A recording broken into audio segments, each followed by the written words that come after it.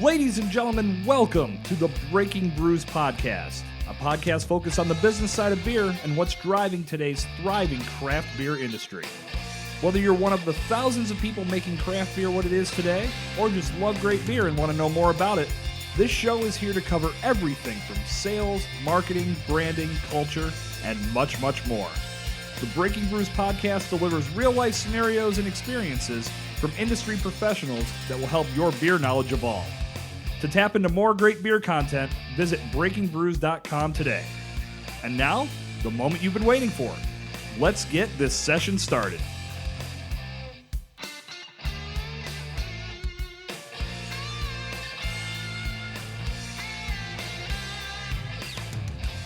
Ladies and gentlemen, boys and girls, welcome back to the Breaking Brews podcast. I am your host, Jason Sircone, and you are strapped in for session 28 of The Word of the Poured. In case no one gave you the memo, there are 27 other episodes in the archives for you to check out. Jump back and listen to those when you get done today. If you like what you hear, jump over to iTunes, give me a rating, give me a review, let me know how you have enjoyed the Breaking Brews podcast, or tell me what you didn't like. Anything that provides feedback to help make the show better, I am always willing to listen. Your rating and your review will help the podcast find the ears of more beer enthusiasts and beer professionals just like yourself, looking to make this community grow, and every effort you make will help us do just that. I thank you in advance. You can subscribe to the Breaking Brews podcast on Spotify, on Google Play Music, on Stitcher, and on iTunes. And you can stay up to date on show notes and everything you need to know about the Breaking Brews podcast over at breakingbrews.com/podcast. Also, join the Breaking Brews Podcast Central Facebook group, where I'll be sharing videos. We'll be looking back on some past episodes here in Season 1. It's going to be a good time, and it's going to be your way to stay connected to the Breaking Brews podcast as Season 1 comes to a close and we take a short break before rolling into Season 2. Today, as promised at the end of Session 27 last week, Session 28 features none other than Dominic Sincata of Co-Star Brewing. Dom joined me in the studio to talk about regional synergy within the craft beer community. We really got into some great conversation about how brands can establish their identity with social media, with working together with other breweries, and how all of these breweries working together as one has led to a lot of increased beer tourism. We see it here in Pittsburgh, for example. The Pittsburgh Brewers Guild features over 30 breweries that are all located in Allegheny County, working together to create the Pittsburgh Brewers Guide, which has helped a lot of people explore new breweries, see what everybody has to offer. It's led to a lot more cohesiveness within the community. We see it with the beer industry a lot, about the camaraderie and how well everyone works together. Seeing different areas of the country all band together to make their community strong, to work together to make each other's businesses grow. It's really inspiring. Not many other industries see that type of camaraderie. I'd venture to say none at all are as strong as the beer community and the beer industry. Also, in today's episode, we talk about Dom's dissertation that he wrote for his doctoral degree, where he looked at different brands and how they created their identities, utilizing their websites, utilizing different digital mediums. It's some really interesting stuff, and Dom's going to go into detail about how he was able to tackle that subject, ultimately put together what ended up being a close to 300-page dissertation that he did for his doctoral degree a few years back. And how, if he were to write that paper today, how much it would have changed with all of the new breweries that have entered into the fold. There is going to be some good conversation here on the Breaking Brews podcast today, as there is on every episode. Let's let you guys dive in. This is Session 28 of the Breaking Brews podcast with Dom Sincata of Co-Star Brewing.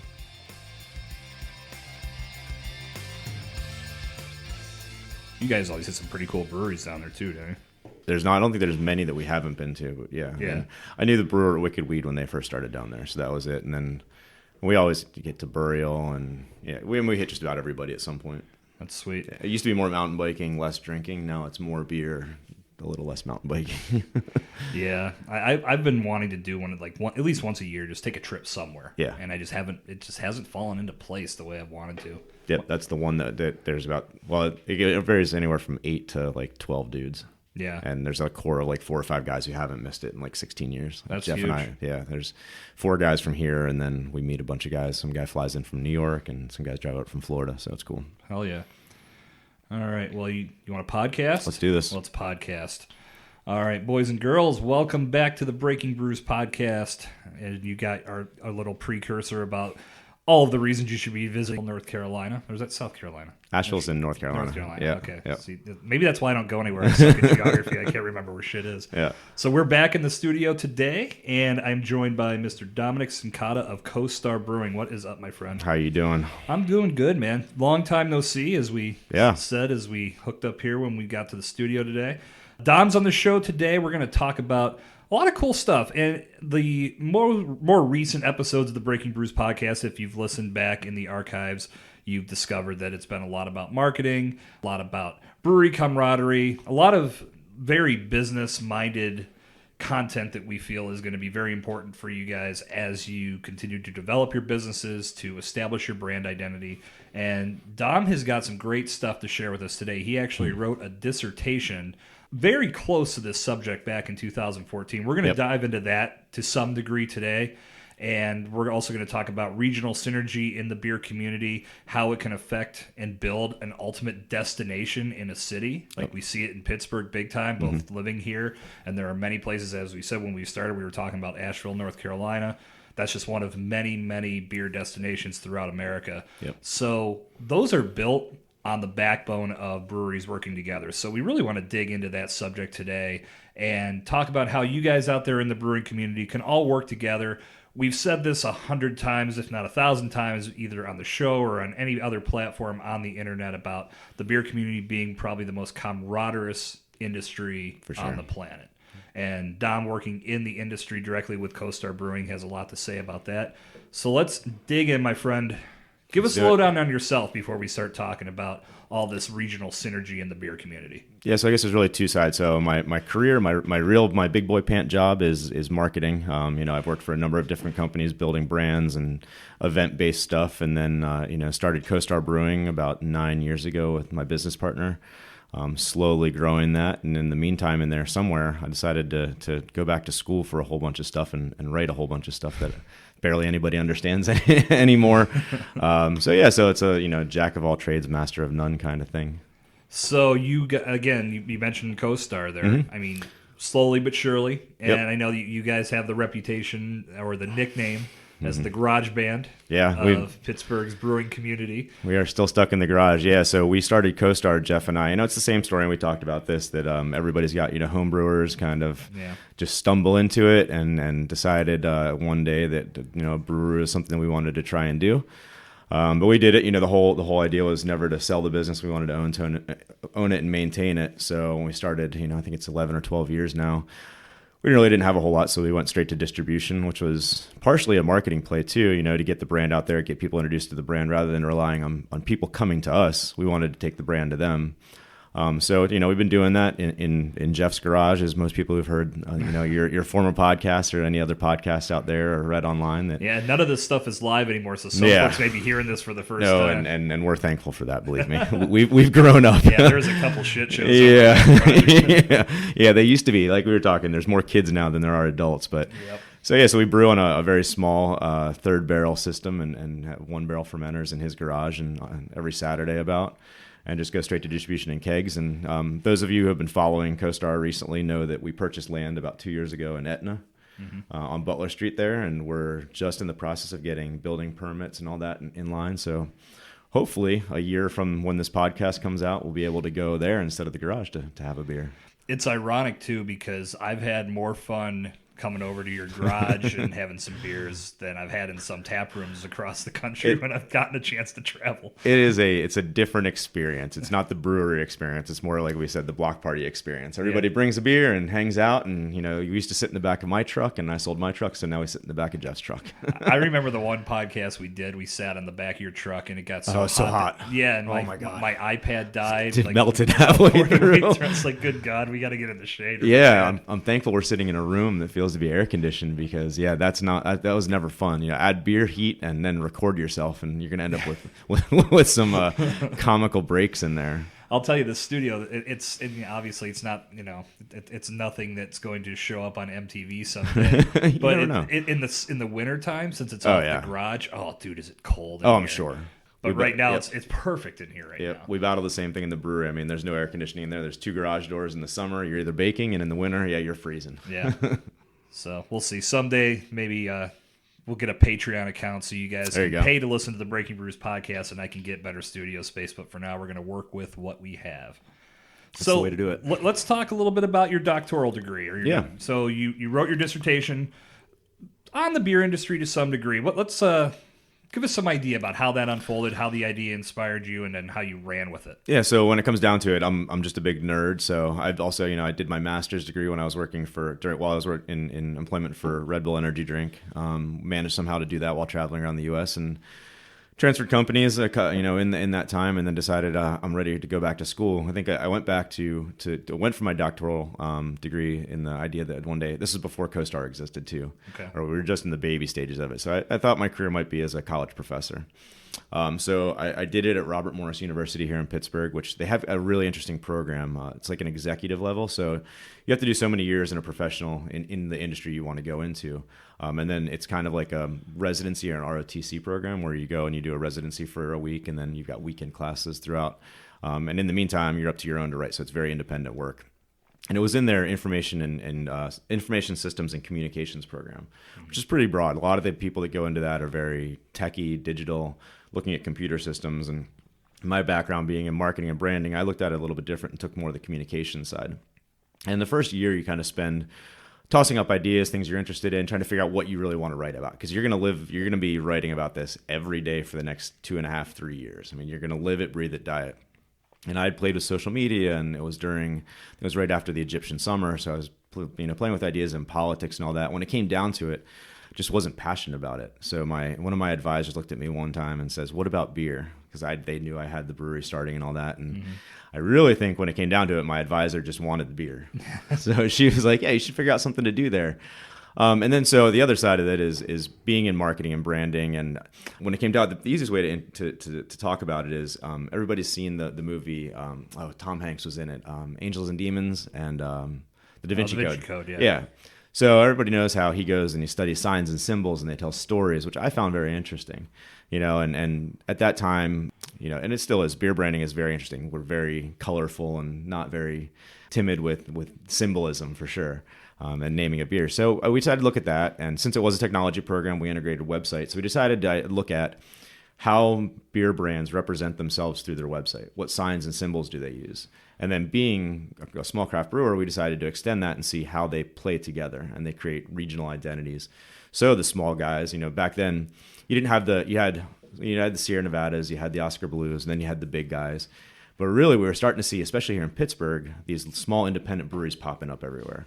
So how do we play together? And we're starting to get this idea that there's probably not a next big regional. It'd be very difficult to envision a new Sierra Nevada popping up. Right. But what is the next version of a Sierra Nevada? Is it small and medium-sized guys like ourselves, like CoStar, playing with everybody regionally to compete against the Millers, the Coors, the Anheuser-Busch's? So we decided to look at that, and there's some great research out there, and just started reading and writing a lot. What were your findings? Were you able to see a lot of parallels amongst the breweries that were exist? Because we said before we turned the mics on, there was probably a quarter of the number of breweries that we have in Pittsburgh now. Yep. But amongst those breweries, did you see a lot of parallels, or was it mainly just some coincidences here and there? There was. So when I started with it, you kind of have an idea of what you're going to find. So I started to think, when you think of the Pac Northwest beers, you think of Piney, you think of Pine Trees, you think of Rainy, that type of stuff. The West Coast IPAs. You think of Colorado, I think of snow and bikes especially, and that type of stuff. The big New England IPA craze was just starting. So when you thought about those New England beers, they were all hazy, and it was that kind of weird stuff going on there. So I knew that I was going to find something. It's what was I going to find? Yeah. So the first thing to go through is establish, and so you find one researcher. So there's just two researchers called Kresge and Van Leeuwen, and they really do have an extensive background research of looking at pictures and how do pictures tell stories. So we took that methodology. There really wasn't a way to do this, so I had to start and develop the methodology from the beginning. How do you look at websites? How do you tell stories through them? So I kind of knew what I was going to find. I was going to look at, and I think back then my sample size was 14 breweries. It included like East End and Voodoo and Erie and Church and Penn and whatnot. And just thinking about it, what I knew that there was a lot of traditional German. For some odd reason, I had a feeling that there was going to be a lot of religious symbolism, which came out. So what I found, though, was that there are regional identities, but that doesn't mean that it's not a blanket slate. So not everybody represents the same thing. So you've got this idea, the central core of a regional identity, and all the breweries contribute something to it. Like I said, there was a lot of religious symbolism. Does that mean that everybody had a saint with a halo on it? No, not really, but there was some religious theme through it. There's a lot of traditional German, so the traditional hops and grain symbolism going on there. And then also looking at the Brewers Code, how did they all apply to that? So when it came down to it, that was the Western Pennsylvania brewing identity in 2014 was really religious, traditional German, and then so German, traditional, and then religious.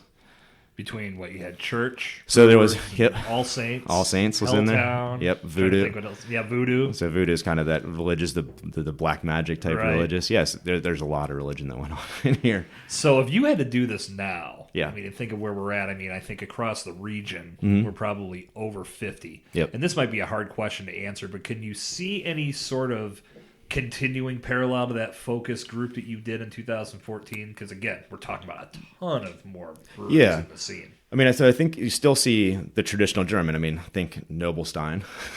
That is right up the traditional German. I think you stick with the religious theme, but maybe extend it a little more to fantasy, with Dancing Gnome, those types of breweries. But so I think those themes exist, but they do develop into kind of new, more expansive ideas. And symbols. I wonder if anybody has put this kind of thought into it, like you have. Yeah, so I think we're starting to see that. I think the breweries are starting to see that they need to work together. For instance, here in Pittsburgh, we have the new the Brewers Guild, right? Where that is a lot of definition. I think you saw this very nationally 1 or 2 years ago when the National Brewers Association came out with the independent symbol, the upside down bottle. Yeah, right. So that's an idea where everybody shares a symbol, and you can identify that against the mass breweries. So I think you're starting to see that. I think it's important to do that. So going with that theme, I think that when you look at the Brewers Guilds and those types of regional alliances developing, it's really important for them to have open conversations about it. And not saying, hey, we all need to be named the same thing. It would be essentially everybody in Pittsburgh going in and say, hey, let's all be black and yellow on our labels.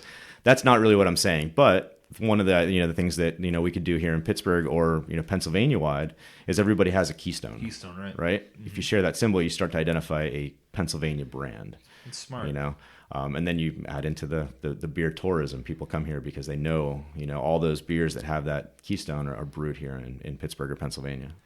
I wrote an article about that symbol when it first came out, the independent beer symbol. I'll post that in the show notes so you guys can check it out. But the brewery that I featured was Levity. Yep. And the reason why is that they had really grabbed a hold of that when it went live, and they had a big group come out to the brewery that they gave a tour to, and they were talking about the power of independence and all of those great things. And I remember when I wrote that in that very infantile stage of that whole campaign that the Brewers Association was doing, it seemed as if it was going to not be accepted as well as it has been. Yeah. So there was some pushback. And of course, the high end from ABI came out with their pushback video of you're supposed to be punk, and now you're all adhering to one label, so on and so forth. That was just crap. But it seemed like there were some breweries that were going to be resistant to it. But now I don't know the exact number, but it started things started to happen as it got more and more popular, and then more breweries gravitated to expressing that whole independent scene, and it's cool. And that may be the next logical step, is on a more regional level. What is out there to symbolize how we are still independent, but we're independent within our own little communities. Yeah, it definitely takes. I mean, everybody who's started a brand or a company knows that you have a lot of pride in that, right? And it's it's usually you telling your story some way. Yeah. So it can take a bit of humility to sit down and say, and this is the tough discussions that I think some of these guilds have to have, is what are our brands? What do we look like? And then saying, all right, I need to adapt, and we need to work together. So you might have to add something in that wasn't in your original brand design, or you might have to take something out to work together. But in essence, that if you do that, you're going to be more competitive as a region. And now I think we are at that point where you're seeing these cities are becoming more tourist destinations, and things are starting to filter in around the beer scene. Yep. You look at Pittsburgh from the culinary side of things, the art side of things, all coupled with beer, and the potential of a beer museum being launched here in Pittsburgh. There's a lot of great things that can draw not just a beer drinker in, but anybody that's a fan of history, anybody that's a fan of going to unique places, because I think as you go from brewery to brewery and spot to spot here in Pittsburgh, you're going to enjoy a unique experience. Yeah, I think that that's a good point. Is that the beer tourism industry is getting massive. I mean, my professional job, I work with the tourism board here in Pittsburgh, and they have a whole wing dedicated to beer tourism and things they're looking to do here. So you do, and that's how you win. You may not grow to the Sierra Nevada. You may not be the next regional as an independent, right? But you can work together to create your own small region where people are coming to see you. You may not have the distribution. So I think that's the other part. I think there's two ways to go. You become a tourist destination, or you go into mass distribution. Going to mass distribution, everybody knows, is far more difficult. But we've seen that regional, that sharing of identities, especially with some of the new distribution agreements we've seen, Southern Tier and Victory, or even Dogfish Head and Sam Adams, working together to bring a couple brands together to create a more full portfolio. So I'm interested in seeing what they do with those brands, and if they start having conversations together where Victory is not going to look like Southern Tier, but do they start to share some of the same elements, to work together? So that's an interesting point, and along the same lines as well. It's pretty crazy to see how much the beer scene has shifted in the past 10 years, because you think of a Sierra Nevada, for example, when they first launched, that was how they got their brand out there, was to establish a nationwide distribution footprint. Yeah. And now most breweries aren't even looking outside their door. Yeah. It's what can we do to get people to come here and enjoy our beer? Yep. Clearly, our margins are better if we're going to sell our beer in-house. If we do distribute, it's mainly just for brand recognition, to build some visibility. I know the brands that I work with, that's a major factor in what we're doing. We want to make sure that we're getting the beer into bars that take good care of the local brands. They're helping establish how strong our local scene is. And we have a tremendous amount of breweries here in Pittsburgh, a tremendous amount of bars here in Pittsburgh that have latched on to the local scene, and they're getting good beer right in their own backyard. Yeah, that was one of the things when we started CoStar, kind of tying it back to there, that we started is, we only brew 30 gallons a week, so we were never able to be a full-time tap at a major restaurant. And I remember working with Meat and Potatoes was one of the first places we worked with, and we went and worked with their bar manager. And while we were not able to secure a full-time CoStar tap, we worked with them and got together with a couple other breweries and said, hey, it may not be CoStar all the time, but we will take care and supply that tap with Pittsburgh-based beer, right? So you've got that identity. These will always be Pittsburgh. I think it was worked with Grist House and Hop Farm at that time. So it almost started to brand us together. It wasn't, hey, that's the CoStar tap, it's the Pittsburgh tap, and there are these breweries that go on there, which is super advantageous because we were all starting at that time. And at that time, people were not just going to wander into a tap room, especially here in Pittsburgh. They needed to try your beer somewhere out in the market. It's such an opposite effect when you look at things that are happening in New Jersey, for example, right now. And you can jump back and listen to Session 20 in the archives where I talked with Russ Krause, and we talked about all of the laws that New Jersey has rolled out that are basically putting the beer industry or the brewing industry in a figure 4 leg lock that they can't kick out of. It's stifling their ability to grow and to actually operate a tap room so much. Yep. And a lot of that pushback I learned came from the restaurant and bar community, because they were looking at them as direct competition versus someone they could partner with to get that beer, to focus it or to put it on tap in their restaurants and focus on how they could build that presence and ultimately build a big cohesive synergistic unit within their city and within their state. It's sad. Yeah, no, it is. It's especially, beer and branding and bottle design, there's a lot of laws and hoops you have to jump through. Anybody who's gone through TTB approval knows that. So it can be a challenge to work together and brand and bring a couple different brands together. But for instance, something as simple as here at Pittsburgh Breweries, if everybody put, made in Pittsburgh on their bottles or cans, that's the way this thing starts. And that way people understand that this is a Pittsburgh beer. Yeah. That's, and there's, that can be difficult as breweries start to expand and move outside the region, but then they're taking your brand and expanding the Pittsburgh brand for you. It makes everybody's path a little easier. Yeah, you got to figure there is going to be a brewery that breaks out and goes that direction, but at the same time, you almost wonder if it's going to be necessary. Right. Because hyper-local is really where it's at, and building a taproom experience that keeps people coming back again and again. You're seeing that at so many places here. Yeah. That it's hard to imagine that someone's going to want to say, you know what, I want to have my beer available in 50 states. Yeah. I mean, these are just conversations too. As anybody who's involved in the industry knows. You sit down with, and the running joke is, "Hey, I brew crap," or "Oh, my beer sucks." Is getting. I think that the next step in maturity in brewing is that's a funny point. But when you sit down with the brewers and we sit together, is talking openly and honestly about your products and what you're bringing to the market. And the brand identity that you're trying to represent. It's no secret. Anybody who looks at a brand should be able to read it. Yeah. But where do you see your brand going in 3 to 5 years? And us as brewers having those conversations helps us plan together. That we do work to all in the next 5 years have a keystone on our cans or bottles or whatever. But getting past that tongue in cheek, my beer sucks, or my brand sucks, or being somewhat guarded about that, because when we do that, we're not working together, and most of us don't have the dollar to compete with the huge distribution and marketing networks that the big guys have, Right. So it pays for us to sit down and have those frank conversations, because that's the only way we grow.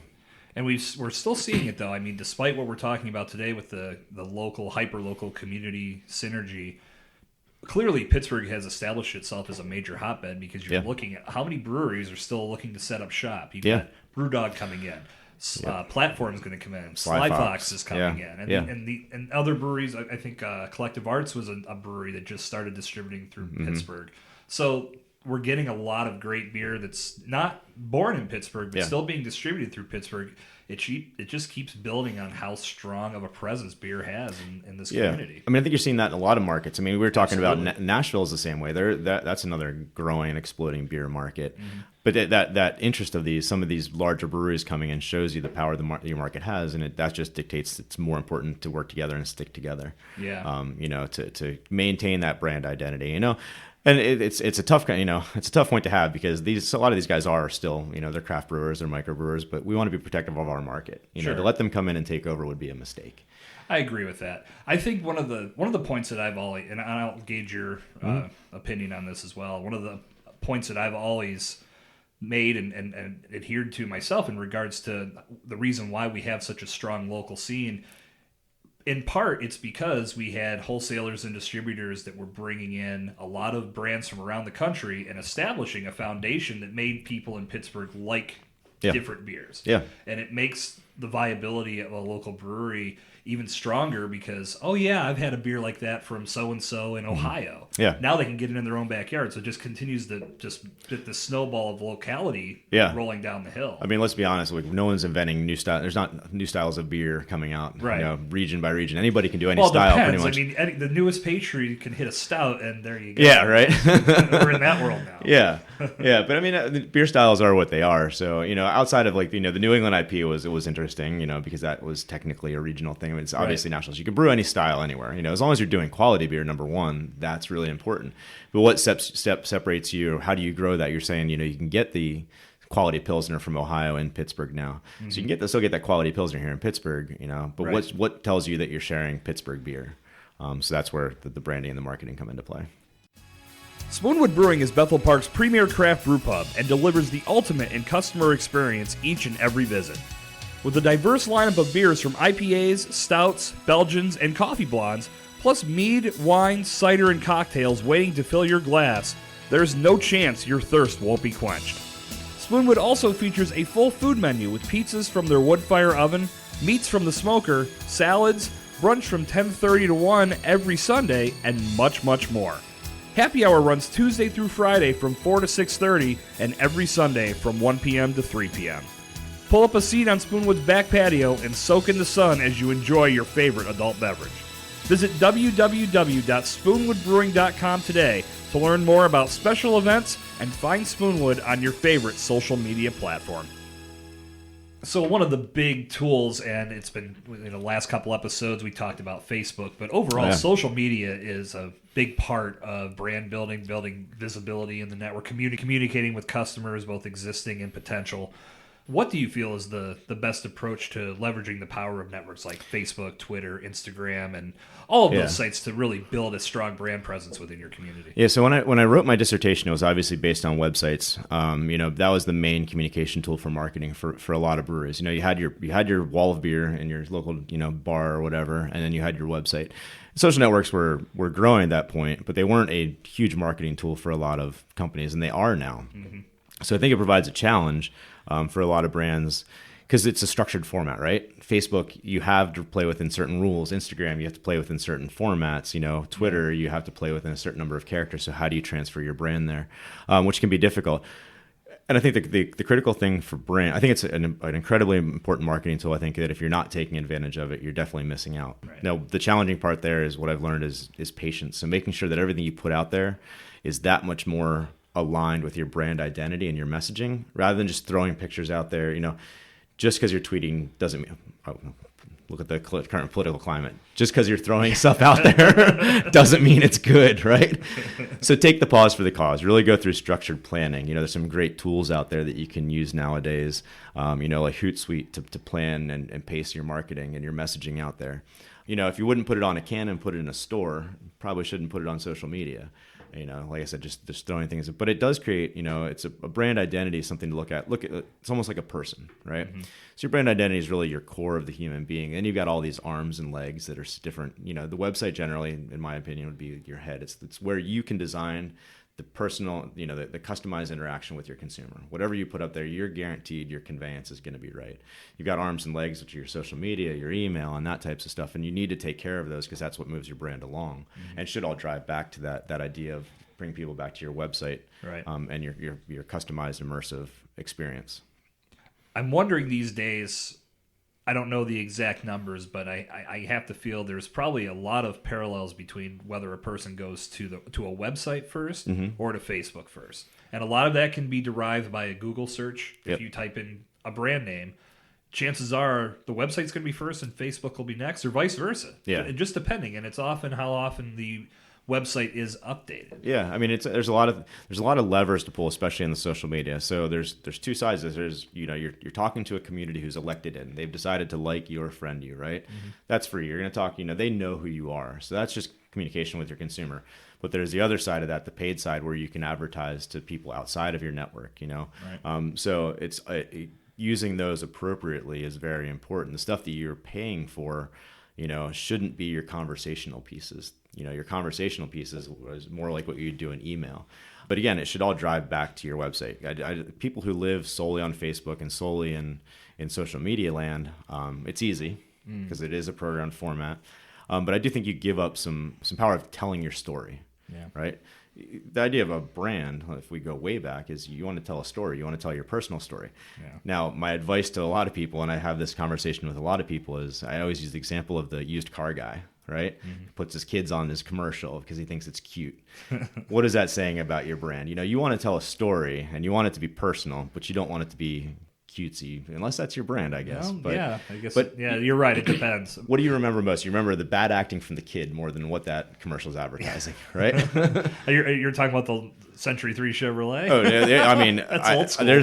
Century 3 Chevrolet was one of them. But I think there's, it's something you see a lot. It happens in all of your small local mom and pop businesses. Yeah, I was just going to say the local ads. Here's my cute kid, or here's my dog, and that's cool. And I appreciate you have a family, but that doesn't tell me how good your windows are, or how did you start? How did you grow? Right. You want to use and you want to look at your website and all those messaging that you're putting out there, social media being, it's real easy to shoot a video, right? If you and your buddy drinking a beer in your brewery, what is that telling people about your brewery though? Make sure it's speaking to the story you want to tell. Yeah. As a craft brewery, I would assume that you're not trying to promote drunkenness, and you shouldn't be. So again, if you're just sitting there shotgunning beers, I mean, again, we all do it for fun. Yep. We all, we're all kids at heart and 21-year-olds at heart, but us just standing around shotgunning a bunch of beers probably wouldn't be the best message about Co-Star Brewing. Right. Example. It probably has happened in the past. But so that was actually part of the dissertation that one of the first parts we looked at. If you're part of the National Brewers Association, there is a code of ethics part put on there. So I went through and I measured, does each one of these breweries, at least their messaging through their website, abide by that code of ethics? It's a great place to start. If it violates one of those, don't put it out there. So, over drinking and over consumption is not something we want to promote. We do want to promote good times and friends and family and that type of stuff. Right. But yeah, beer bongs and, your buddy passed out on the couch is probably not the thing you want representing your brewery, especially, if you're trying to get tourism to come in. Yeah. So that's the drunk buses. Yeah. And it's good stuff. So, that might be a conversation you have on your personal page or something. But, you want to be very careful because digital lives forever. Right. You think you can delete it. Yeah, that's the rule of thumb to stick to is not everything needs to be consumed by the internet. Right. So you can put a message out there if it's relevant to your brand, if it's relevant to your personal brand. Yep. But if it's going to hang you, then I would highly advise that you just hit the delete button on your phone and not worry about it. It may look cool, it may be fun, you can share it amongst your friends, but like you said, Don, that stuff lasts forever. Yeah, I mean, there's in technology, and so one of the things I had written another paper on, it's the adoption curve. So just being first to market is not always, or the first one to have the new product or the new fad. It's cool, and it gets you that 10 seconds of fame, but there's always a 2.0 that comes along better, and I think that's a good approach with ideas in marketing and storytelling too. Your first idea doesn't need to go right out there. Yeah. Being the first one out there doesn't mean you're going to get an advantage. What you do is you take that, you bank it, and this is where planning and your brand marketing and your social media strategy come into hand. If you can plan it out and read your story, plan out a week or a month of your messaging, you can start to read as to what you're saying, and that creates it's that long-term play versus the short-term, blip on a radar. Right. So that's been, my personal strategy. I know there's people out there in marketing who always want to be first and always want to do it. I don't think that's really the beer industry's forte. I think telling long-term stories and trying to build something that's going to last for 10 or 50 years is more important than being first to market. Yeah, no doubt. In keeping with this conversation of social media, one of the things that people usually rebel about or rebel against with social media is the fact that it's constantly changing. And that's where, hiring professionals that stay on top of these things can be very advantageous. Yeah. And having a dedicated person that is committed to making your presence strong and is going to keep up with those trends, that's always an important factor. Yeah. I wonder how much that's going to continue to detour people from the whole branding element of social media, because it's usually once you get it figured out, there's a new layer to it. Yeah, I mean, I think so. Social media is important, but it's not the live or die. I mean, I think if you choose to do it, it's worth it to do it well, or it doesn't mean you have to do it. I mean, when it comes down to it, that's what's great about the brewing industry. We all got into this because we're social human beings. We like to have the interaction. We like to go, whether it be in a tap room, talking to the person next to us, or walking into a beer store and a beer cooler and looking at all the amazing different labels. I mean, that's one. It's amazing, the symbolism and the names and the colors. I mean, it's one of the most colorful industries out there. When you walk into a D's 6-pack and you can look at 100 different brands and all the cool different imagery out there. So social media is important, but I don't think it's to live and die by everything. You have so many other opportunities to tell your story as a brewer.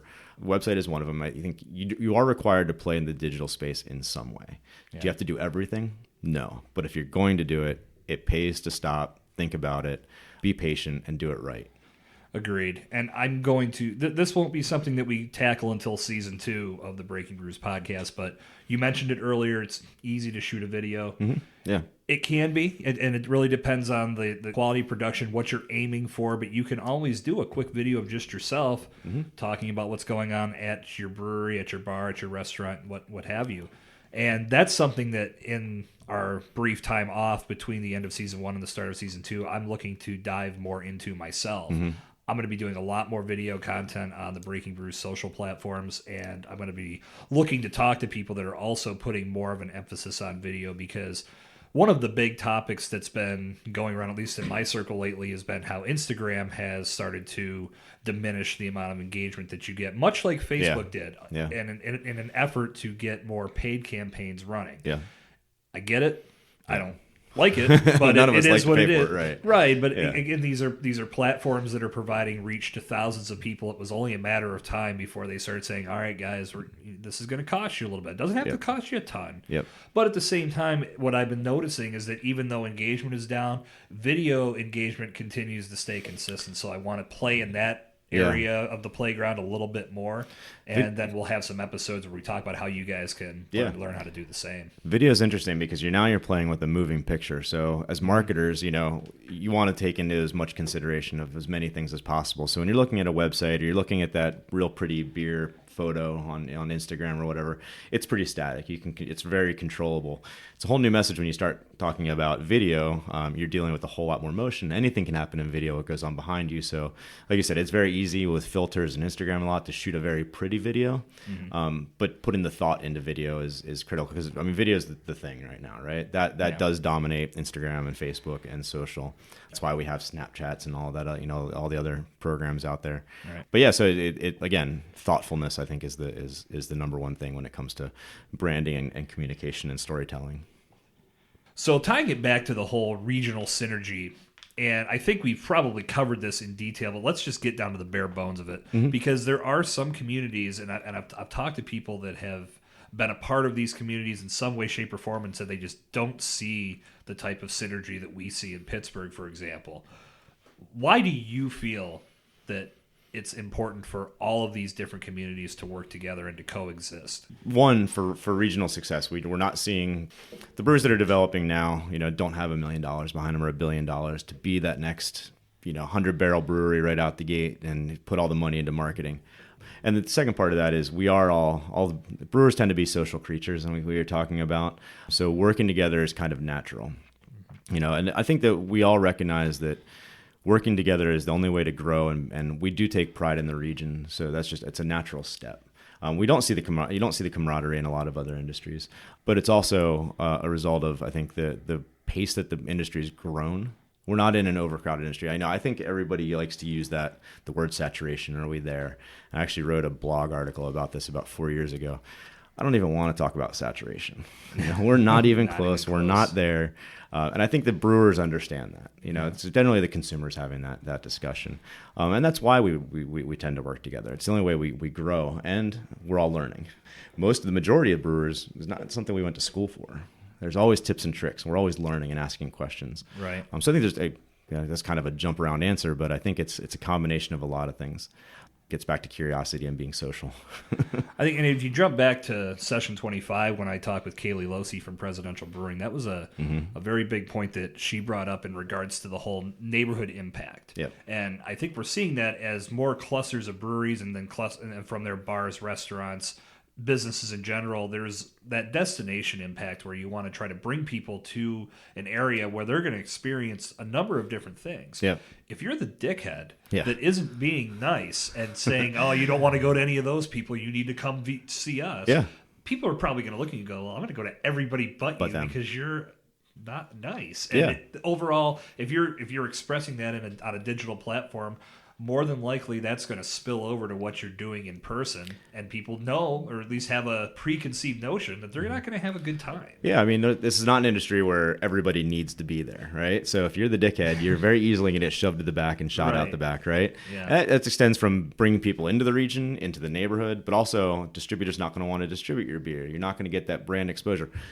It's great to have people coming into tap rooms, and that's what our end goal is. But then there's the distribution side of that as well. And if you're that douchebag out there, right, you're gonna have a real hard time getting tap handles out there. So and we're seeing some of that, I think, in the market now, as a lot of people are realizing that's the next really big growth for the region is in that distribution channel. So, we've talked about this. Many cities across America they're viewed as beer destinations. We talked about Asheville.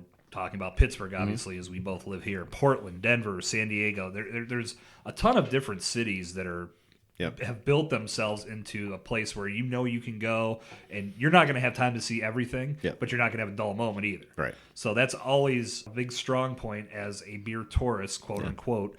How do you feel this philosophy of synergy plays into the whole beer tourism and creating this immersive beer destination, and how can other regions in the country take advantage of what's already been built before them? So I think you're kind of seeing some of this, and I was doing some thinking about this as an example, and when I first thought about it, I was like, there's not really a good example. Beer tourism in this place, like I'm a beer tourist for Asheville. I've been going to Asheville for 16 years with a bunch of guys from here in Pittsburgh, and you don't get to see everything now, but you did. But we just happened to end up there because of mountain biking. But you're starting to see the tourism destinations, and I think a great example of that is You see the beer trails or the ale trails popping up, and that's, regionally. So there's, there's what, 3 or 4 here in Pittsburgh, right? And working together to identify those and create brands and stories around those is kind of the next step. So like you said, you're not going to get to see everything in every brewery, but there are locations, and when you start to tell that regional story, that regional destination brand story, you get a really good idea. If everybody's kind of carrying the same flag and telling somewhat of the same story, you get the story of the region, not only that brewery, but what is beer in Pittsburgh. You get to tell that story of the former independent brewing company of 40 breweries working together, or even Iron City and those types of things. You get to tell those stories. And then other regions start picking that up and saying, hey, this is what we saw in Asheville, but what are we going to do when we go to Pittsburgh? What are the guys we have to see? You can do those ale trails and get 3 or 4 out of the 40 that are here, and get a really good idea, a sense of what the Pittsburgh brand is. So outside of everything we've talked about so far, what other aspects of beer synergy are you seeing exemplified in the industry today? We see a lot more collaboration. There's always been collaboration in breweries and brewing together. We're in Pittsburgh. We're seeing it a lot more, especially with the number of beer fests and that type of stuff. We are seeing, the independent brewers guilds pop up more. There are always the state and the national associations, but I think you're starting to see cities work together and create those. I mean, got a great one here in Pittsburgh, and Brian and Matt do a great job of heading that up and having those meetings and getting together and really taking time. We're all very busy and growing our businesses and telling our stories, but it is taking the time and getting together as brewers or brewery owners and having conversations about what we're doing, what our plans are, without fear of competition or someone stealing an idea or right. whatnot. Because I think that, that's, we talked about it earlier with the camaraderie that goes on in our industry. I think we do have that affordability to have those frank conversations with our coworkers and our co-business owners, and have that faith that someone's not going to go stealing the next idea. We're not reinventing the wheel here. Everything's been done. It's how we're redoing it. So being comfortable, and I think that those regional beer alliances go a long way to creating that comfort to have those conversations. And I don't want to use the word safe space, but creating that safe space where you can have those conversations. What you guys have done, it's inspired a lot of other aspects of the industry. Like I look at my end of this on the marketing end. Andrew Copeland, who was on, I believe it was session 17 of the show, he runs the Craft Beer Professionals Facebook group, which is over 2,000 craft beer industry professionals across the country. Can go into that group and share ideas, ask for help, and it's great. It's a great place to go converse, and I've learned a lot from that group, and I think just knowing that you guys are so camaraderie on the brewing side, it helps everybody working in all aspects of the industry be just as camaraderie. Yeah, that brings up an interesting idea. Just thinking here is that you're starting to see the same thing on the consumer side too, right? So there's different types of beer consumers, and I know this is prominent here in Pittsburgh. There's 3 or 4 different beer social groups on Facebook. And they all kind of have their different identity of who those beer, there's the whale collectors, and there's the down and dirty guys, and then there's there's different attitudes for each, and they all have their own individual brand, which is cool, but it's creating that same type of thing within the brewing industry, that we have those conversations, and we have a place where we can go to have those conversations. Because it's really easy to get into your brewery and go to work every day and put your head down and just keep putting out product. But, that's the looking long term is where are we taking this thing? Well, Dom, I think we covered some good ground today, but I feel like there's probably so much more in this and on this subject that we could dive into at some point. We don't want to tie up the airwaves forever, but at the same time, there's probably a lot more different directions this conversation could go. It's a huge idea to break it down. That's why I think we jump around a lot when we have these conversations. Anybody who wants to read about it, there's a 300-page book available online that is very, very dense on how to go about it. I think there's a lot there, and this could go 100 different ways, and it could be a very long conversation, but we could bore people forever on that. Nah, I don't think anybody's bored out there. Knock wood. Yeah, right. So I hope you guys enjoyed what we had to say. Yeah. Well, Dom, man, thanks for coming to the studio and hanging out. And always a good time. Talking beer synergy and social media and how it all ties together. I think the ultimate takeaway you guys can take from this podcast is working together can help build some pretty big bridges. Yep, it's the only way to tell your story, and that's what's going to grow the industry. Yeah, so being that guy that's not willing to help out and be part of the group and part of the conversation, it's just going to be hard for you to gain traction in the market. Don't be that guy. Don't be that guy. Don't be that girl. All right, Dom, thanks again, man. We'll talk Jason, to you soon. thank you. Yep.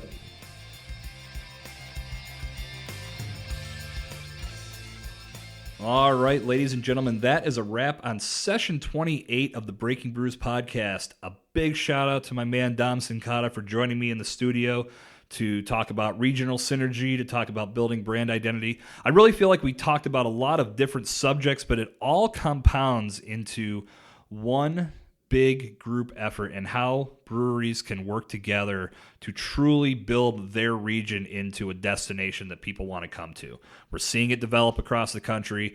I'm very happy and very proud to be a part of the scene here in Pittsburgh. More people are starting to check this scene out and really take it as the hotbed that it's become. We got nowhere to go but up, and I think that continued camaraderie and that continued synergy that we're seeing is going to help the Pittsburgh region, as well as regions and states across the country, grow to make beer destinations that people want to travel to. Dom, thanks again for coming on the show to chat. Looking forward to having you back in the future. So let's look ahead to session 29 next week. That's going to be our second to last episode of season 1 of the Breaking Brews podcast. Now, depending on where you are in regards to listening to the show, I know I mentioned that the episode that was going to wrap things up for season 1 was going to be another conversation about Facebook marketing, but I decided to call an audible, shake things up a little bit. Next week, session 29 of the Breaking Brews podcast is going to be a conversation with Jim Mitchell, who is a marketer who has over 10 years of experience in the beer industry, talking about paid Facebook campaigns. Now, you can go back in the archives and check out session 26 of the Breaking Brews podcast. I was joined by Aaron Williams of Monday Night Brewing in Atlanta, Georgia, where we tackled this subject as well. We continued the conversation with Jim, and he provided some perspective about successes he had. Now, there is a slight bit of crossover between the two, but I did my best to separate each conversation, so each episode is going to give you guys something good to pull out that you can apply to your business and get something from. So both conversations, very informative. We cover the paid aspect of Facebook, setting up successful campaigns, things that you should look for, things that you should try to avoid. And Jim provided his perspective, and it was a great conversation. So session 29 of the Breaking Brews podcast is going to dive into Facebook once again. We will wrap up season 1 of the Breaking Brews podcast, session 30, with an entire episode dedicated to beer clean glassware.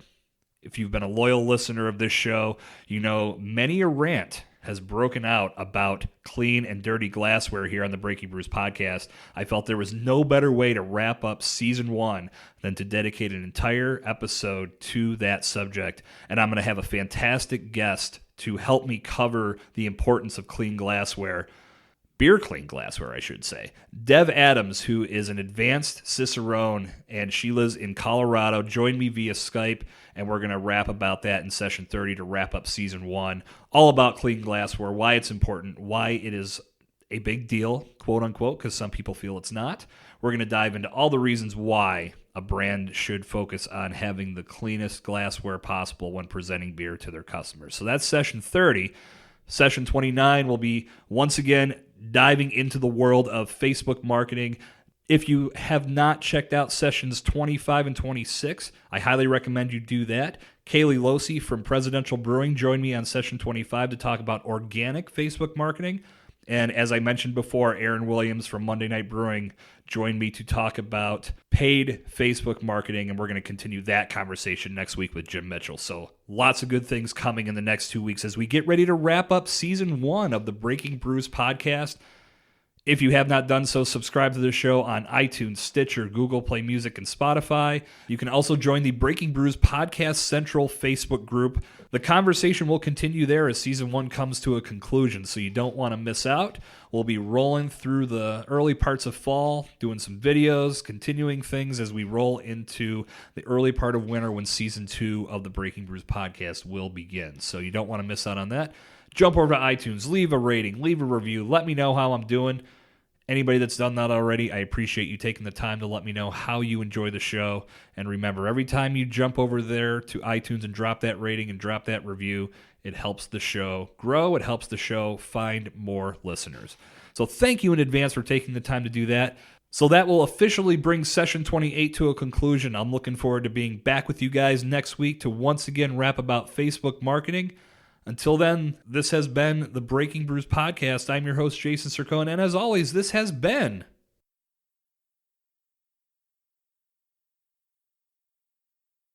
the Word of the Port.